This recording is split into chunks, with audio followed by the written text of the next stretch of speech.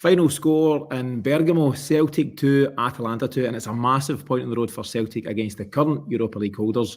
Celtic now go 4 points out of 9 in this season's Champions League. This is Tino with the Final Whistle Show, joined here by Mif. Mif, your overall feelings after that one? Well, Tino, hello guys that have tuned in. I'm absolutely buzzing for the team. The manager and the players were obviously, they would have been hurt after Dortmund, but also the level of criticism that they received. But that's the nature of the game, and for every bit of loose play that was shown tonight in Bergamo, it was matched with heart and desire to make sure that we made life really, really difficult for Atalanta. So to have that sort of attitude and see that amount of effort from the players, it just makes you so proud. And it cut back to Johan Mjällby in the studio, and he was absolutely beaming, ex-centre half or defensive midfielder, an exponent in many of those types of displays for Celtic in his time there under Martin O'Neill. He was absolutely buzzing because he said, I loved it. I loved seeing a different side to us. And I think that's what we all seen tonight. And it just shows you that element, that part of the game is still there when you see every player and substitute go on and put their body in the line for the team. Yeah, and it's not a trait that you would often associate with many Celtic sides, certainly not Brendan Rodgers' Celtic side, but they're all not with a Rodgers team, no, not with a Rodgers team. And attacking football and going all out and sometimes leaving yourself wide open. I think it was such a disciplined performance. What I'll do, if I'm going to go straight to a comment just now, we've got loads of good comments that have come in already. Thanks to those that have joined us here in the live. I'm going to bring one up from Davy Gregg. Davy Gregg's a great pal. And Davy said that Austin Trusty turned into a Celtic player tonight. And I think that is bang on. I think we've all been critical, whether it's us on the show or different fans. Even in the last few days, he wasn't at his best against Aberdeen. We discussed him at length, actually, in the weekly show, because he's now had, I think tonight was his 7th performance in a Celtic shirt. He's not really been great for 6 of them, if truth be told. He's been okay in 1 or 2. But tonight, there was a huge pressure on him to step up. And he did step up, didn't he? Yeah, I thought it was that good a performance. John Gregg was tuning in there, man, but it turns out it's David. Listen, we did reference that it's early in his Celtic career, and too often we do judge too early. It just happens, Everybody's went in early on Engels, for example, in the positive sense, and everybody's weighed in negatively on Trusty. But in balance, you need to give these guys time to settle, and often that takes, if not weeks, then certainly months. And I think Rodgers, as a coach, is very demanding in terms of his style of playing, what he wants from his players. And that can take a bit of getting used to as well. But when you scale it all back, what does a centre-half need? They need discipline, they need to win their duels, and they need to have the heart for the battle. And the 2 Celtic centre-halves that played tonight had that. And Austin Trusty, his name get mentioned so many times by the commentator for headers won, tackles made, interceptions made. And you could just see that building into what will become one of those colossal performances that I think we talk about from an individual for many, many years to come. Yeah, and it's one thing doing it maybe across the first half and as an hour approaches, but it's that kind of game where you need to be switched on till the 94th minute as it was tonight. And actually in the closing minutes, he had some massive moments, in the last kind of 4 or 5 minutes. He was just putting his body in the line, wasn't he? Yeah, even summed up by the free kick, the consecutive free kicks that Atalanta had. It was Austin Trusty that was out shutting the first one down. He inadvertently gave away the second one, but it was the old thou shall not pass centre-half display that I think at the end of the day, that's what we all want to see for centre-halves, is that sort of robust display. Yeah. Comment here from HR Puff and stuff. He says, I think he means the CCV get his place back, Mif. It's a really solid performance. There's all the memes doing the rounds already. You've got Maldini and whoever, Baresi and all these kind of guys who still do Trusty in their back. And just as a partnership, and we understand and we've covered the fact that Trusty is not on his natural side. That is a massive performance by the pairing. You've got to do it as a partnership. You can't have 1 or 2 guys out your back 4 playing well on a night like tonight. You need your full back 4 and those 2 guys in the centre. And it's not the first time Liam Scales has stepped up in the Champions League, by the way. you can talk about Liam Scales in terms of his ball playing ability and what he does going forward. What I think is now beyond question is his defensive ability, and he showed it again in buckets tonight.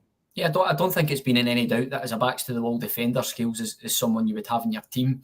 I think his use of the ball has often come under fire, but I think actually both centre halves showed a great deal of composure tonight in the ball. It was our midfield that were really sloppy and our forwards. The defenders actually used the ball, I would say, fairly well on almost all occasions. I think you also need to remember as well here, because such was the dominance of the two centre halves' performance, but Kasper Schmeichel was absolutely outstanding as well.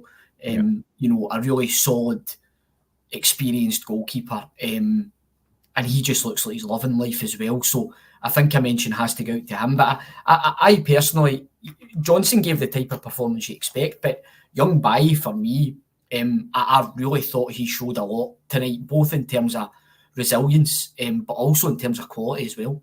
Yeah, and there's a lot of chat, you know, similar to David Gregg's comments, a lot of chat that for both Bai and Trusty, this was the night they became Celtic players. Some brilliant comments coming in. There's obviously a lot of pride, you know, amongst the fan base. I think that's the emotion, Tino. It's just immense pride. We're so used to seeing Celtic, you know, we're a nice football team, and normally the plaudits are surrounded or are around that element of the game. Tonight wasn't about that, and I just think it's something different. And who doesn't love something, a different reason to love your team? Yeah, definitely. I'm going to just throw up a few comments on screen because there's some good ones coming in. Thomas Burns saying, great result. Sean M says, what a performance. Every single player was a warrior. Outstanding. Yep. Fred Williams, so proud tonight. Scott McCorry, Scott's a good pal of the show now. Scott says, very proud tonight. Dortmund hurt me to my soul, but I'm buzzing tonight. I can relate to that. And loads of other good things coming in. Jerry O'Donnell, Jerry's good lad. Jerry says, he did say to give Big Trusty a chance. It will take time, and that he's proud of the whole team, and so on and so forth, Miff, and so it goes, and rightfully so. And as much as Scotty there saying that he was hurting after the Dortmund results, and as was the whole fan base, you better believe Brendan Rodgers and his players were hurting. And the only way to resolve that or some way correct that is to get positive results next time out.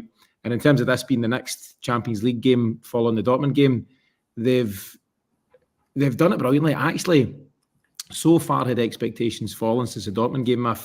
There was plenty of folks saying, I'll take 3 or 4-0 defeats and we'll kick on for there. So to go for that kind of headspace for some to get what we've got tonight, it's a massive boost for all concerned. I was never that bad as taking a 3 or 4-0. I think I'd mentioned in the weekly, 2-0, but with a bit of structure and showing that we can maybe do something at the level against a team of this stature was what I was looking for. Little did I know that we would achieve more than that. And I think whilst we're going on about the defensive performance, I think there was a huge amount of bravery in the ball for certain players tonight, where Nicholas Kuhn being one, Rio Hatate being another. I thought Hatate was actually very good. I thought it was a bit unlucky to come off when he did. I thought there was a good bit of bravery in the ball, and we did try to take the game to Atalanta when we had the chance. Sometimes we were just a bit too over exuberant in trying to do that. We had chances, just with a wee bit more composure. We could have played in, and we almost tried to play too quickly. But again, as I say, I think your brain can be a bit frazzled when you're under that constant pressure that Atalanta put you under. We just knew we had to move the ball quickly, and I think that led to some rushed passes in their final third when a bit more care could have got us in. But on balance, we had to absorb a lot of pressure. We did that, and both Neil Lennon and Johan Mjällby on commentary both said that by the end of the game, from 75 minutes onward, it actually looked like Atalanta themselves ran out a bit of steam, and they didn't really have any answers in how to break us down. Yeah, and I think that's what Fred says in the comments. Absolutely, Atalanta definitely ran out of ideas from the 70th minute on. Surprised and delighted at that.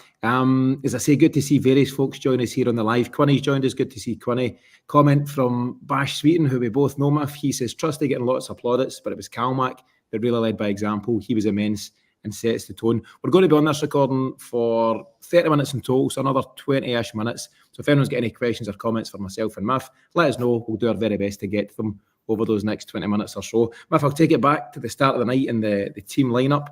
I got a heads up about 3 o'clock this afternoon that Ida was starting instead of Kyogo. Not great that there's a wee leak there somewhere, but such is life. But what did you make of that call? Because we spoke about the fact that will Rodgers have learned, will the team have learned? There's lots of talk, but talk is cheap and it's all about what you actually go and do on the night. But it's clear that Rodgers identified a need to make some changes. And it's a notable change, isn't it, to go from your small, nippy, wiry goal-scoring striker in Kyogo to the big powerhouse that is Adam Ida. Yeah, I think it was very obvious very early as to why that was the case, because of Kasper Schmeichel's willingness to ping that ball in directly into Ida. It worked in some instances and then it didn't in others. I think when you see the kind of size and the scope of the centre halves for Atalanta as well, you understand why we maybe went for physicality. But I also think you saw when Kyogo came on, that just the difference in the two playing styles and the threat that Kyogo brings for running in behind and running off the centre half. I think at times Ida, probably symptomatic of the fact he's not started a lot of games or actually not spent a lot of time on the pitch. He's still a bit behind the rest of the team, I would say, in terms of sharpness. And I think that showed tonight because of the intensity of the game and the level of sharp technical detail that was required. He just seemed to be a wee bit off of that. Yeah. But I do think that's understandable. I think by the same token, he did bring a larger element of physicality to it, and it almost paid off on a couple of occasions in the first half. Second half, he tired, and Kyogo immediately kind of gave us something a bit different when he came on. But I think that's quite simply why Ida's been brought in, is to give us that alternative so that we can play a different way, and we do have a bit more of a physical presence up front to bring our wide men into the play. Yeah, and he'll have better games than he did tonight, but I think even despite being a wee bit below par, he still played his part. He still made life difficult for their centre-halves, occupied them, and just allows you a bit of breathing space at different times. Aside from the personnel, Mif, aside from the fact that Ida did step in place of Kyogo, what did you make of the shape and the positioning out of possession from guys, particularly like Dyson Maeda and Nicholas Kuhn? They were very high in Dortmund, leaving us very exposed. Did you see a notable difference there? Partially, yeah, they could have tucked in a wee bit more, but I think it was more the structure in the centre of the park that helped. More that there didn't seem to be as big a gap between the midfield and the defence, which meant those pockets of space that were getting picked up in Dortmund were getting shut down by the likes of Engels, Hatate and McGregor. So on the defensive side of things, in terms of filling in the space, I think we just did that better. You could argue that Atalanta, quite simply, aren't as good a team as Atalanta are. They're not as good as Dortmund. But regardless, you don't want to take any shine off that result tonight. You can talk about individual player performances, but there is absolutely no question that the team have played as a team and come away with an excellent result, which actually puts us in a really good position in terms of getting to at least the playoff place in the new format. Yeah, I think 4 out of 9 at this early stage, considering you've played 2 of those 3 games away from home in Dortmund and at Atalanta. There's not a lot of teams that are going to go to Dortmund and Atalanta and get any points. So to get one, I think it could be really, really valuable when it comes to the shake-up. If Celtic are hovering around 8, 9, 10 points, something like that, that point tonight could be huge. And one of the biggest pluses for me is, as you touched on, it's seeing that this Celtic team have got a different side to them. It's not all the free-flowing, attacking, swashbuckling football that we've seen over the first 7, 8, 9 games of the campaign. Yep. We know that if we want to progress in Europe, we need to mature as a side. And part of that maturing is learning how to play in different ways. Learning sometimes that you need to change your outlook, change your setup for certain games, and having the ability to change it for certain games. It's one thing on paper saying, "Oh, we'll need to do this differently." It's then a different thing going and executing it. And tonight they've done that, and that's really pleasing for all. Yeah, and it's almost that old-fashioned sort of pride in saying to yourself, right, we got a fair shellacking away from home last time, we're not going to let it happen again. Sometimes motivations in football can be overplayed, and we as the common fan can't really relate to a player in 20 grand a week getting out there and playing for his pride, our pride, whatever it might be. But I think there was a huge element in that performance tonight for the players, that sort of rearguard action where, they really did play to show that they can operate at this level. And there will be teams go to Atalanta and take a fair cuffing. It was mentioned a few times in commentary tonight that they're the top scorers in Serie A. Yeah. You know, which itself is a stuffy league. So to do that, you must have a bit about you, and you can see that they've got quality all the way through the side. So, you know, for me, it's just a night to enjoy. You've watched your team go out there, battle as hard as they possibly can, and they come away with something fantastic. Brilliant. You know, me and Paddy done the pre-match Miff, and I couldn't have claimed to have known much about the various individuals in the Atalanta side, but us and others picked out the two danger men as being Lookman and I don't know if it's Retigi or Retigi, you potato, you choose, but the guy's on fire. He's the top scorer in Serie A. He's got 10 goals for the season so far, which includes 2 for Italy. He scored a hat-trick a couple of weeks ago, and both of those guys went off without, registering a goal tonight. And that in itself is a sense of pride. And actually, even during the game, I don't know when they went off, 60, 70 odd minutes, separately. Scales and Trusty will have been told all about those guys and how much of a threat they were going to be on the night. And when they two trot off without getting their goals, that's just another wee lift for those players on the night to know that they've done their job and nullified 2 of the best strikers around.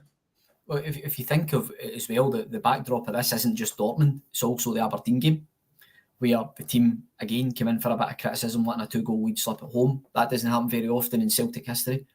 And the centre-half pairing were the centre-half pairing for that game. The keeper was the keeper for that game. So a huge thing in football's the mental. So it's not only about not letting the slack that you get for the stands or the media.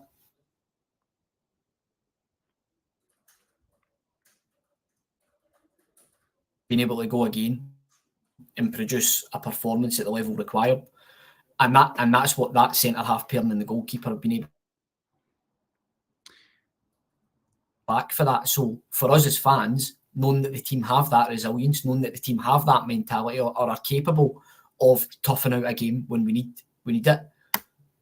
There will be different times in this season that we do come under pressure, whether it's domestically or in Europe. And it's good to know that the team can defend solidly like that for a prolonged period of time, because it's going to come in handy at different stages. Yeah, a lot of character shown. If you might have cut in and out a couple of times there, the comments saying there was maybe no money in the meter. Don't know if you cut out temporarily, but hopefully all good. There's a couple of comments. The 10 bobs looked out, lads. A couple of comments about Alistair Johnson saying he looked, shattered by the end and stuff, and he was shattered, and he had to go 85 minutes on a yellow card, give or take, and that takes a lot of mental discipline, because he plays quite a feisty game. He's quite strong in the tackle, and all of a sudden he needs to be very disciplined with that. He needs to sit tight, get his positioning right, work back. And actually, there was one point, I don't know if it was maybe 15 minutes to go, and he'd been quite high up the park as part of a Celtic attack, part of a relatively rare attack in the second half. It broke down, and the ball was out on our left-hand side or going down that channel. And if you just focused in the centre of the screen, you just seen Alistair Johnson bombing back. I mean, full-on sprinting to get back. And it was great character, and it's testament to him, for what he put in there. And it was little wonder he started to cramp up on a few different things. There's a suggestion from George Barr that potentially we should have brought on Tony Ralston instead of James Forrest at the time. Maybe so, but we've done what we've done, and the boys that have, come on and played their part have seen out the result. And on that, Miff, a result like that doesn't happen with 11 players. It's such a squad effort. It's such a group effort. And I think all the subs played a huge part. But what about Paulo Bernardo? I think he deserves special credit, because he's a guy who's had to be patient since he came back to the club, since he signed permanently.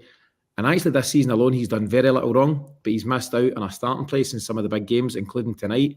But he doesn't take the huff. He doesn't let it get to him. He just comes in and shows why he should potentially start next time around. And I thought at a time in the game when you needed someone to get about the park in the midfield, show your defensive qualities, but also show a bit of composure on the ball, he was absolutely the man for that. He stepped up, didn't he? He didn't half. I love him, Tino. Love him as a player. He's got poise, he's got creativity, and actually the composure you mentioned there, he's beat 3 or 4 guys at one point, and there are passes on, but the player he's trying to pass to is outnumbered, and he's ended up keeping the ball and recycling it out wide, and it gets us 40, 50 yards up the park. The sort of poise and composure you would expect for somebody that's came through at Benfica as a Portugal under-21 captain. But I agree with you about his mentality. He could feel hard done by that he's not playing. But I just love him. He's just such a classy player. Yeah. Do you know, it's funny, this is all about opinions, Mif, but Quinny's not having it. He says, why is Bernardo getting praise? I don't know if he's been facetious or not. Quinny knows his stuff, but it shows how different people see different things at different times. But there's one spell in particular where Bernardo broke from deep with the ball, and I dare say most fans would have been screaming at him, just lump it, just shell it into a corner. He took it wide, he cut back into centre, and he found the pass out left, and he bought us maybe 10, 15 seconds and retained possession, as well as putting himself about several times to make tackles. So, I agree to disagree on that one, Quinny, but each to their own when it comes to the opinions. But I thought Bernardo done really well, and he deserves praise for what he brought to the party. Maybe Quinny's just hard to please. Maybe so. You've got Louis Palmer coming in for some rare minutes. Yeah, you've got Luke McCowan, James Forrest as well. How do you think those lads done? Jamesy had a wee spell at right back when Alistair Johnson was off the pitch. You could see that he was looking behind him, looking in front of him. Luke McCowan, I thought, put in an excellent shift. So did Palmer. Palmer worked very, very hard. He was only on the park for about 10 minutes, but he worked very, very hard. Won the ball high up the park a couple of times, put them under a lot of pressure. Listen, I think Joe Hart had mentioned that on commentary, that you need your squad to contribute to a result like that, and that's exactly what we got. Definitely. The one guy I didn't mention there was Kyogo, of course, in terms of the subs. So we used all 5, and Kyogo came on for Ida. And as I say, Ida will play better than he did tonight. But he done his shift. He put in his effort for the side and helped to get the result ultimately. But Kyogo brings us just something very different. And almost immediately, he's given that big centre half, who was a cracking big player, by the way, something different to think about. And he's been unlucky with a couple of efforts, but he just gives you that. He gives you an outball of a different sort, doesn't he? Yes, he does. And again, with a bit more care, both on his part and others, we could have had him in. But the overriding emotion when it comes to Kyogo is that you get the feeling he can be quite wasteful, either in front of goal or with the ball at his feet. I mean, there was one pass deep in his own half. He's kind of guessed at it a bit, and thankfully it's landed in between. I think it was Engels and Johnson, and we've been able to keep the ball. But, you know, it's those types of things where we just need to be really, really tight. Those are the types of things we generally get punished for in Europe when we play away. So hopefully what we're seeing now is a sort of, I don't know if you'd want to call it a foundation or a benchmark performance that we can build off to say, right, that's how we do it defensively, but how can we take a bit more care going forward so that we're not under that level of pressure on an ongoing basis in a game? Yeah, I mean, it doesn't get any easier next time out, albeit we're back at Celtic Park. It is Leipzig, and that's a tough fixture, Mif. I think I had a glance earlier today or yesterday. I think they're sitting second in the Bundesliga. So, yep, you know, you deserve great credit from what you've done tonight, but it's what you then do about it. You know, I just sit and go, remember the old point we got in Atalanta? You need to build on it. You need to go and do something and take that into the next game. But there's no doubt, you know, however Celtic are shaping up by the time that game comes along, the confidence the players will take from this tonight is immense. And you should always respect your opposition in Europe or at any level generally, but you shouldn't be afraid of anybody. And there's a team who picked up a European trophy only a number of months ago, you know, whenever that was, kind of, you know, at the tail end of the season. So the players deserve great credit for picking up points against a very knowledgeable and savvy European side. But they've got to take those lessons now, Mif. Put that one in the locker from tonight. You know, enjoy it for tonight, enjoy it tomorrow, and then look forward and take those lessons into the Leipzig game and beyond, and show that we're a team that's learning. Show that we're a team that wants to make the progress that Atalanta and Leipzig and others have made at this level of football. Absolutely, and I think what it does show as well is that, you know, the confidence that you can take from these games and that belief to say to you, right, you know, you have done it before. I think the Leipzig game makes that point all the more important, because, you know, the Leipzig game, whilst you want to be winning your home games, that is very feasibly a game we might be happy to take a point from. So it means that you're happy that you've already got your point in the road. And I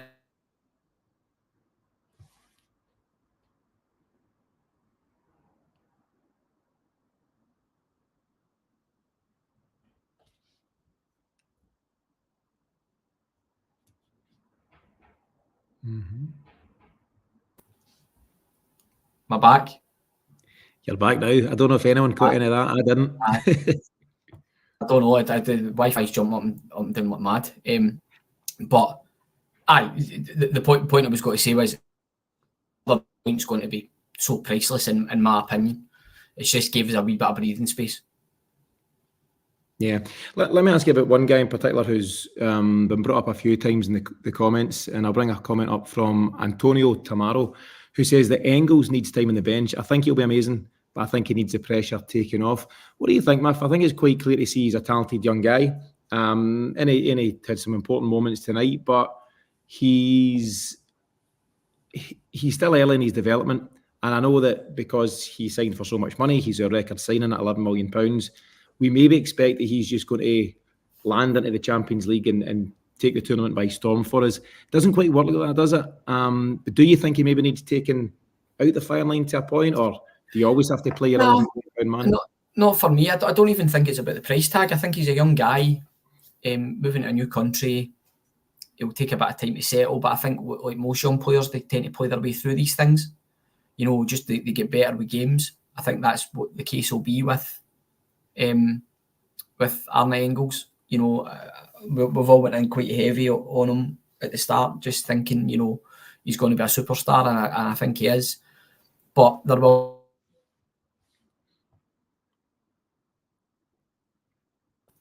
It's not an issue for me with Engels. I'd keep playing him. Yeah, I think so. What about the prospect, and someone's mentioned it here, of starting Luke McCowan before Engels? He feels that Engels tired.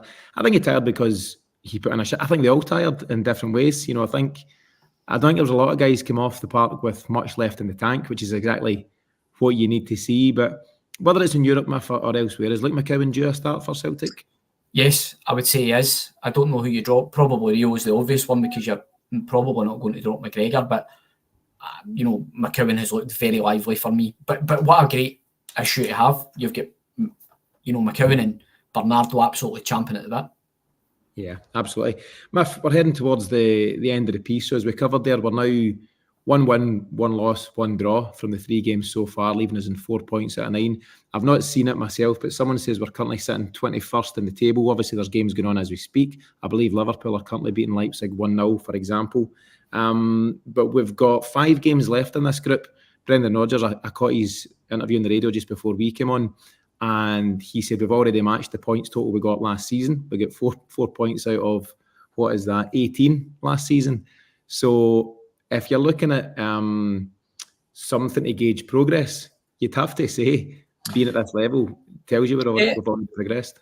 Yeah, I mean, don't get me wrong. I think Bratislava are a poor opponent. However, we still had to win. And also, you know, those 4 points were accumulated. One of them was in a dead rubber. So actually, the advancement has been, you know, we've accumulated these points far earlier in the competition, which can take us off or take the pressure off us further down the line. So for me, you know, that's a massive thing. We've manoeuvred ourselves into a really good position to kick on here, and it's all credit. Listen, it's all credit to the players and the manager. They were under the pump a wee bit after Dortmund and then after Aberdeen. I think you know, credit where credit's due. You really need to take your hat off to them. They've dug something out tonight when it looked like it was going to be really, really difficult. Yeah, do you know, massive character, massive performance, massive result. Mif, Willie Larson in the comments has described tonight for the viewers as Mif by candlelight. Listen, lads, there's something funky going on. I'd love to say it's kind of some strobe lighting as part of the party I'm going to have after I go off, but it's not. Must be some rolling blackouts in the Lanarkshire area because it's flickering on and off, but hell, at least you don't need to see my face too clearly. You've got candlelight in terms of lighting. I think you've got the old dial-up internet. It's turning yellow and all that. It's like I've got some sort of mad disco light going on here. I don't know what's happening, but anyway. Mif, I'll come to you for your final thoughts. So match day 3, Celtic now, Atalanta now. Massive point on the road for Celtic. Real confidence booster for Brendan Rodgers and the players and for the fans, because I think we all felt it, as Scotty touched on in the comment at the start. So your final thoughts as we wrap this one up. Listen, it's magic. Clean sheet away from home in Europe. These are the nights you need to enjoy. So sit with your beer, your tea, whatever you're having the night, and enjoy it, because it's just a really, really lovely feeling. It's certainly far, far better than getting pumped 7-1. There's no doubt about that. Mif, thanks for joining us in the dark tonight. And thanks to everyone who's joined us in the live with your various comments. It's always really appreciated. Thanks, guys. And thanks for those who continue to listen to the podcast. We'll be back on Friday. So Celtic are up against Motherwell at Fir Park, 3 o'clock kickoff on Sunday. So we'll be back on Friday with the countdown to kickoff ahead of that one. But in the meantime, as Mif says, enjoy the rest of the night after a massive Celtic performance. We'll see you all again soon.